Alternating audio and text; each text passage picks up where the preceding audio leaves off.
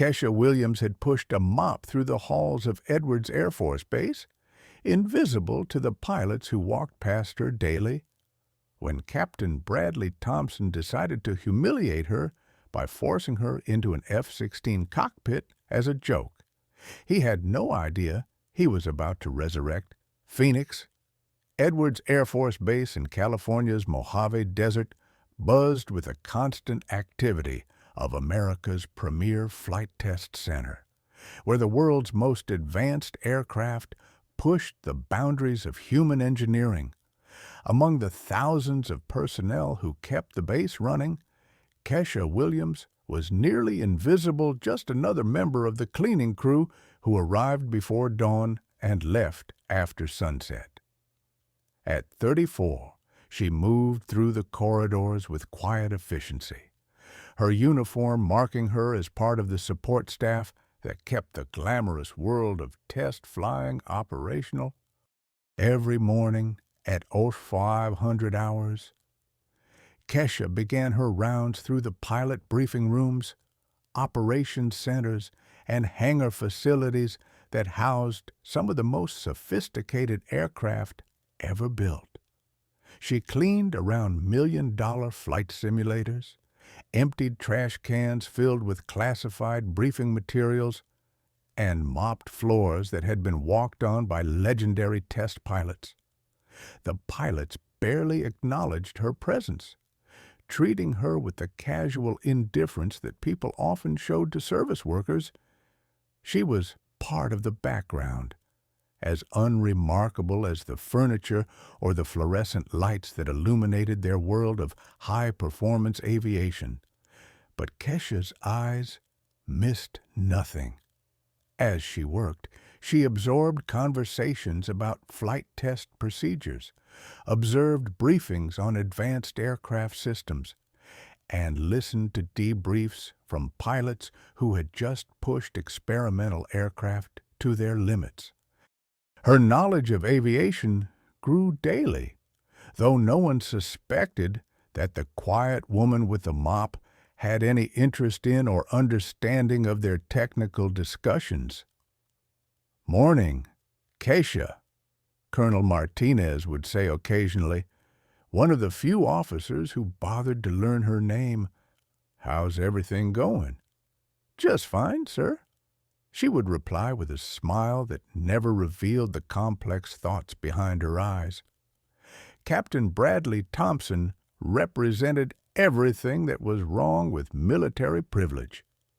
At 28, he was the son of a defense contractor family whose connections had smoothed his path through the Air Force Academy and into a coveted test pilot position at Edwards.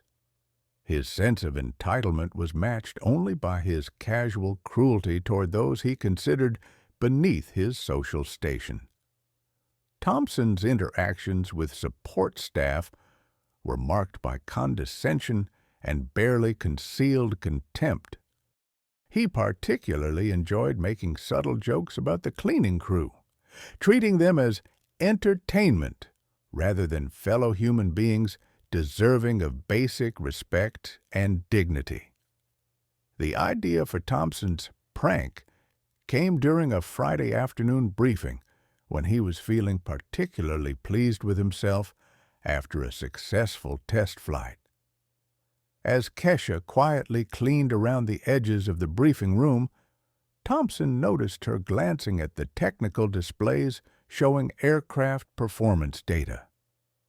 "Hey, Williams," Thompson called out, his voice carrying the mocking tone that his fellow pilots had learned to recognize as a prelude to cruelty. "You seem pretty interested in those flight charts. Think you could fly one of these birds?" Kesha's response was characteristically modest. "No, sir. I'm just here to clean."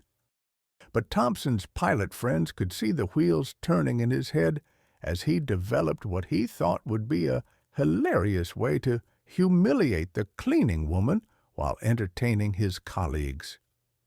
"You know what would be funny?" Thompson said to his friends after Kesha had left the room. We should put her in a cockpit sometime. Let her pretend to be a pilot. Can you imagine? It would be like watching a kid play with toys she doesn't understand. The suggestion was met with uncomfortable laughter from some pilots and enthusiastic support from others who shared Thompson's sense of superiority. Thompson spent the following week planning his elaborate humiliation, recruiting other pilots who were either too weak to object or too cruel to care about the consequences of their actions. The plan was simple but devastating. They would trick Kesha into entering an F-16 cockpit under the pretense of cleaning it, then lock her inside while they filmed her panic and confusion. "It'll be harmless," Thompson assured his co-conspirators. "We'll just let her sit there for a few minutes, maybe flip some switches, and then we'll have a great video to share around the base." The plan required coordination with maintenance personnel who could be bribed or intimidated into cooperation, and timing that would ensure maximum humiliation with minimal chance of intervention by senior officers who might disapprove of their conduct. Thompson's excitement about the prank revealed the depth of his character flaws. He genuinely believed that humiliating a hard-working woman would be entertaining rather than cruel, and he had no consideration for the psychological damage his actions might cause. "This is going to be legendary," he told his friends as they finalized the details of their scheme. The following Monday morning, Thompson put his plan into action. He approached Kesha during her routine cleaning rounds, his manner friendly but with an underlying current of malicious intent that she couldn't quite identify. "Williams," Thompson said with false concern, "we've got a problem with one of the F-16s in Hangar 7. The cockpit needs a thorough cleaning before the next test flight, but our usual maintenance crew is tied up with other aircraft." Kesha nodded politely, accustomed to being asked to handle unusual cleaning tasks when regular procedures were disrupted. "Of course, sir. What do you need me to do?" "Just give the cockpit a good cleaning," Thompson replied, his voice carefully neutral. "The pilot seat, the instrument panels, the whole interior. It's important that everything is spotless for tomorrow's flight test." As Kesha gathered her cleaning supplies and followed Thompson toward Hangar 7, she had no idea that she was walking into a carefully orchestrated trap designed to destroy her dignity and provide entertainment for pilots who had never learned to see her as a human being deserving of respect. The hangar was unusually quiet, with most of the maintenance crew mysteriously absent, a detail that should have been suspicious, but seemed merely coincidental to someone focused on doing her job well. The F-16 Fighting Falcon sat in the hangar like a caged predator, its sleek lines and aggressive stance speaking of power and precision that few humans would ever experience firsthand. As Kesha approached the aircraft with her cleaning supplies, she felt a familiar stirring in her chest, a mixture of longing and pain that she had spent 8 years trying to suppress. "Just climb up and get started," Thompson instructed, his voice carrying false helpfulness. "The crew chief left the ladder in place for you." As Kesha climbed into the cockpit, her hands automatically found the familiar handholds and her body settled into the ejection seat with muscle memory that 8 years of hiding couldn't erase. The instrument panel spread before her like a complex symphony of switches, displays, and controls that she knew as intimately as her own heartbeat. Thompson and his conspirators watched from below, their phones ready to record what they expected to be a humiliating display of confusion and panic. But as Kesha settled into the pilot seat, something unexpected happened. Instead of looking lost and overwhelmed, she looked like she belonged there. "Something's not right," whispered Lieutenant Morrison, one of Thompson's co-conspirators. "She looks too comfortable up there."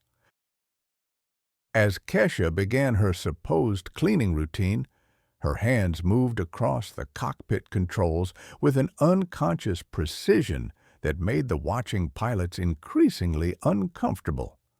She wasn't just wiping down surfaces, she was conducting what appeared to be a pre-flight inspection, her movements following patterns that could only come from extensive training and experience. "Master arm switch. Safe," she murmured under her breath, her voice so quiet that the pilots below couldn't hear her words but could see her lips moving as she went through what appeared to be a systematic checklist. Thompson's confidence began to waver as he watched Kesha's behavior. This wasn't the confused fumbling of someone overwhelmed by unfamiliar technology. This was the methodical approach of someone who knew exactly what every switch and display was designed to do. "Thompson," Morrison said nervously, "maybe we should get her out of there. This doesn't feel right." But Thompson was too committed to his cruel plan to back down now. "She's just pretending," he insisted. "Probably saw some pilots do this and thinks she can fake it. Let's see how long she can keep up the act." What happened next would be talked about at Edwards Air Force Base for years to come. As Kesha continued her cleaning, her hands began moving across the controls with increasing confidence and speed. She wasn't just touching switches randomly. She was conducting what appeared to be a complete systems check of the aircraft. "Engine parameters, normal," she said, her voice now loud enough for the watching pilots to hear. "Hydraulic pressure, green. Flight controls, responsive." The pilots below stared in growing amazement as Kesha demonstrated knowledge of F-16 systems that exceeded that of some qualified pilots. Her movements were precise, purposeful, and spoke of training that couldn't be faked or improvised. "Holy shit!" breathed Captain Rodriguez, another pilot who had been drawn to the hangar by curiosity about Thompson's prank. "She knows what she's doing." Thompson's face had gone pale as he realized that his cruel joke was backfiring spectacularly. The woman he had intended to humiliate was demonstrating expertise that made his own piloting skills look amateurish by comparison. "Get her out of there," Thompson ordered, but it was too late. Kesha had already begun the engine start sequence. The F-16's engine came to life with a roar that filled the hangar and sent ground crews scrambling for safety equipment. Kesha's hands moved across the controls with the fluid precision of someone who had performed this sequence hundreds of times, her movements economical and confident. "Tower, this is Phoenix," she transmitted over the radio, using a call sign that made several senior officers in the control tower freeze in recognition. "Requesting permission for engine run-up and systems check." The use of the call sign Phoenix sent shock waves through the base's aviation community. Phoenix had been a legendary pilot, one of the most skilled aviators ever to fly for the Air Force. But Phoenix had disappeared 8 years earlier under circumstances that were still classified. "Phoenix," came the stunned response from the control tower. "Phoenix, is that really you?" Thompson and his co-conspirators stood in the hangar in complete shock as they realized that their intended victim was not a cleaning woman pretending to be a pilot, but a pilot who had been pretending to be a cleaning woman. "Oh, my God," Morrison whispered. "We just tried to humiliate a legend." As the F-16's engine settled into a steady idle, Kesha's voice came over the radio with the calm professionalism that had once made her famous throughout the Air Force. "Tower, this is Captain Kesha Phoenix Williams, requesting permission to taxi for a demonstration flight." The silence that followed was deafening. In the control tower, Colonel Martinez dropped his coffee cup as he recognized the voice of the pilot he had thought was dead. On the hangar floor, Thompson and his conspirators stared in horror as they realized the magnitude of their mistake. "Phoenix," Colonel Martinez finally managed to say over the radio, "we thought you were... Where have you been for 8 years?" Kesha's response was measured and controlled, but those who knew her could hear the pain beneath her professional demeanor. "I've been right here, Colonel, hiding in plain sight, cleaning the floors that I used to walk as one of the Air Force's top test pilots." The revelation sent shock waves through Edwards Air Force Base as word spread that the legendary Phoenix, a pilot whose skills had been the stuff of legend, had been working as a janitor for 8 years. The woman who had once set records for aerial combat maneuvers and test flight procedures had been invisible to the very people who had once considered her a hero.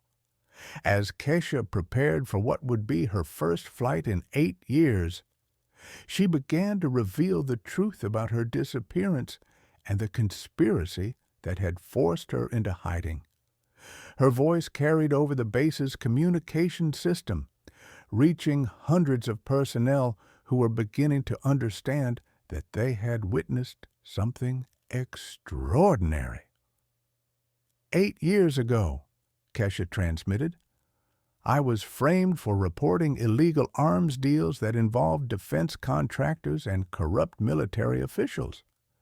The evidence I gathered threatened to expose a network of corruption that reached the highest levels of the defense establishment. Thompson's face went white as Kesha continued her revelation. His family's defense contracting business had been one of the companies involved in the illegal arms deals that Phoenix had been investigating when she disappeared. The Thompson family, Kesha continued, used their connections to have me court-martialed on false charges. When I refused to stay quiet about what I had discovered, they arranged for my death in a training accident that was carefully staged to eliminate the threat I represented. The implications of Kesha's words were staggering. The woman who had been cleaning their floors for 8 years was not just a legendary pilot, she was a whistleblower who had been silenced by the very corruption she had tried to expose, with clearance from a control tower that was still reeling from her revelations. Kesha taxied the F-16 to the runway and prepared for takeoff. Her hands moved across the controls with the muscle memory of thousands of hours of flight time, her body remembering skills that 8 years of hiding couldn't erase. "Phoenix is cleared for takeoff," came the transmission from the tower, the words carrying emotional weight that went far beyond routine air traffic control.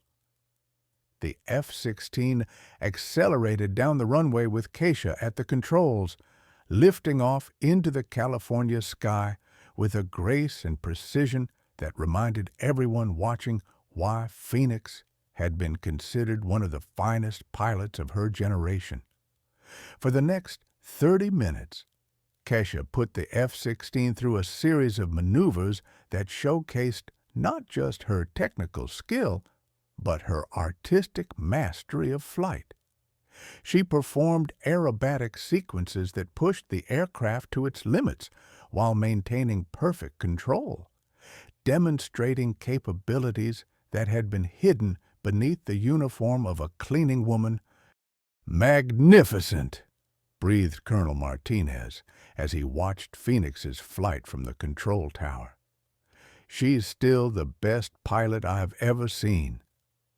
As Kesha brought the F-16 in for a perfect landing, the entire base had gathered to watch the return of a legend. The woman who had been invisible for 8 years was now the center of attention, her skills and courage finally receiving the recognition they deserved. Kesha's landing was flawless, the F-16 touching down with the precision that had once made her famous throughout the test pilot community. As she taxied back to the hangar, hundreds of base personnel had gathered to witness the return of Phoenix, a pilot whose disappearance had been mourned by everyone who understood what the Air Force had lost. Thompson stood frozen in the hangar as Kesha shut down the engine and prepared to exit the cockpit. The cruel prank that was supposed to humiliate a cleaning woman had instead revealed the presence of one of the most skilled pilots in Air Force history. "Captain Thompson," Kesha said as she climbed down from the aircraft, her voice carrying the authority that had once commanded respect from the highest levels of military leadership. "I believe you wanted to see me fly." Thompson's response was barely audible. I didn't know. We thought you were just a cleaning woman," Kesha finished, her tone remaining professional despite the obvious anger beneath her words.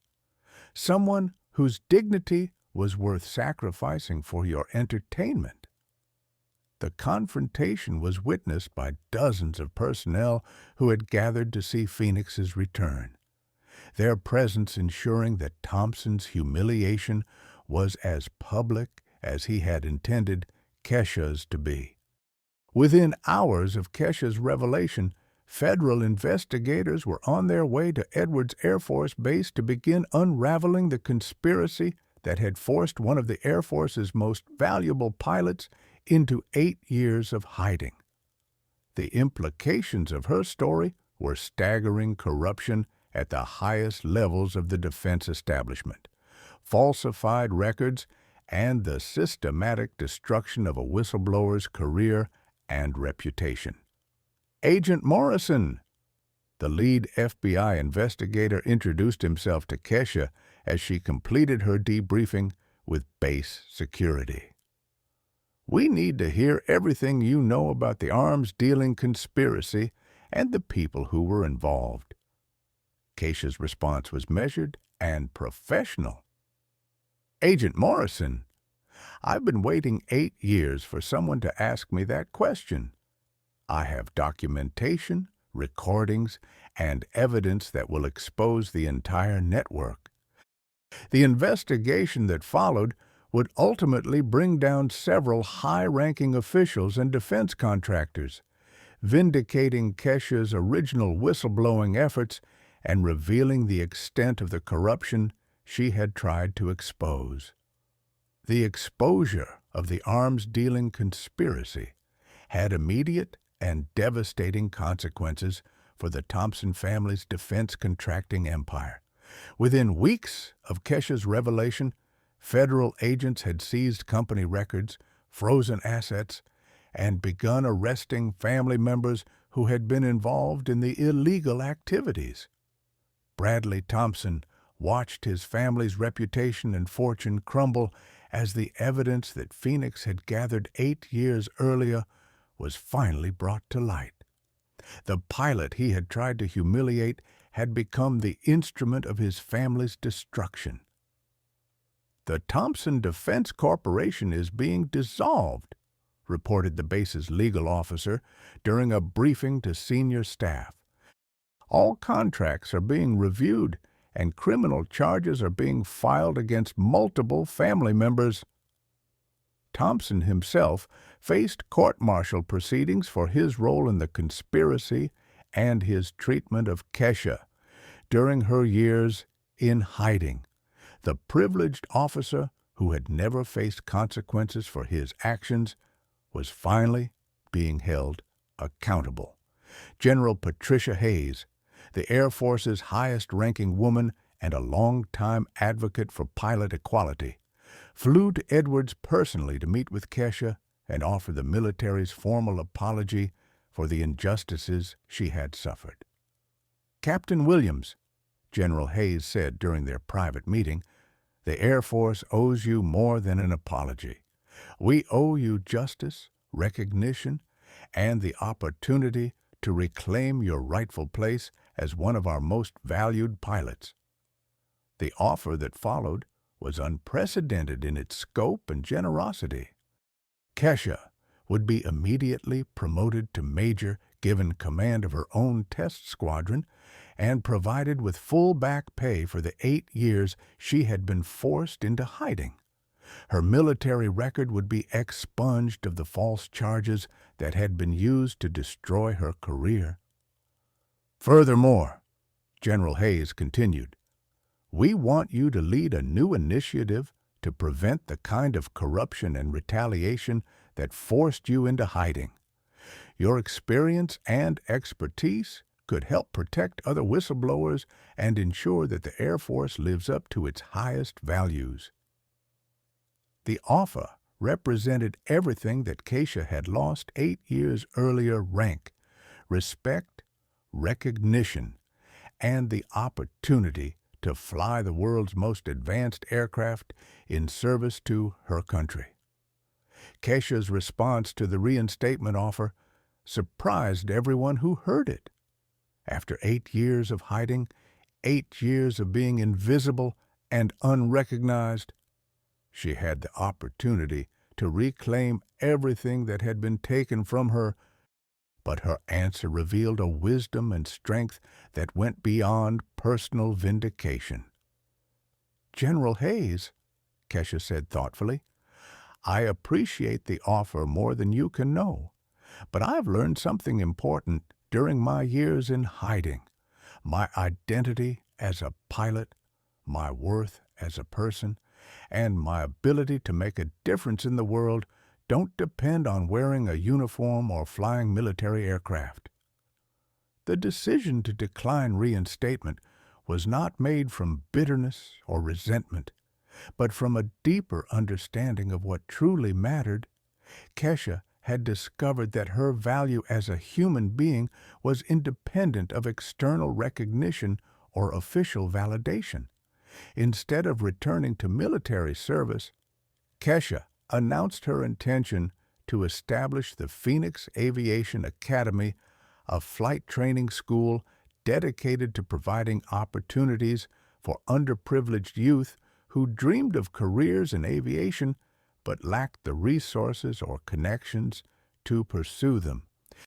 "The Phoenix Aviation Academy will be my legacy," Kesha explained to the gathered media during her first press conference in 8 years. "It will provide flight training, academic support, and mentorship to young people who have the talent and dedication to become pilots but need someone to believe in them."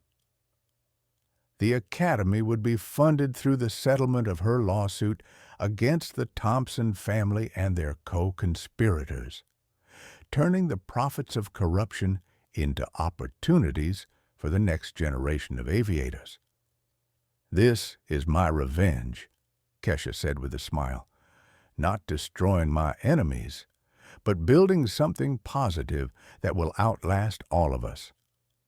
The Phoenix Aviation Academy became one of the most successful flight training programs in the country, producing pilots who went on to serve in military and civilian aviation roles around the world. Kesha's teaching methods, based on her years of experience as a test pilot and her understanding of the challenges faced by underrepresented groups in aviation, created a learning environment that was both demanding and supportive. "Phoenix doesn't just teach us to fly," said Maria Rodriguez, one of the Academy's first graduates who went on to become an Air Force pilot. She teaches us to believe in ourselves and to never give up on our dreams, no matter what obstacles we face. The Academy's success attracted attention from aviation organizations worldwide, with Kesha being invited to speak at conferences and symposiums about diversity in aviation and the importance of providing opportunities for talented individuals regardless of their background or circumstances. For Kesha, the Academy represented more than just professional success. It was the fulfillment of a mission that went beyond her own career or recognition. Every student who graduated from the Phoenix Aviation Academy was proof that talent and determination could overcome systemic barriers and prejudice. I spent 8 years invisible, cleaning floors and being ignored by people who should have known better, Kesha reflected during an interview on the Academy's 5th anniversary. But those 8 years taught me something valuable, that real worth comes from what you contribute to others, not from what others think of you. The woman, who had once been one of the Air Force's most celebrated pilots, had found a new kind of fulfillment in nurturing the next generation of aviators, proving that sometimes the greatest victories come not from personal vindication, but from lifting others up. Kesha Williams became a symbol of resilience, integrity, and the power of turning adversity into opportunity.